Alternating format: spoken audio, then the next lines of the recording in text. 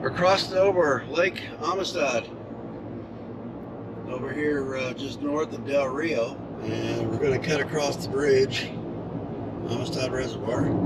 Cannot fly my drone here. This is the National Recreational Park, and it is restricted just like any other national park, and they don't let you fly drones. Got a nice little train bridge there that would be fun to fly.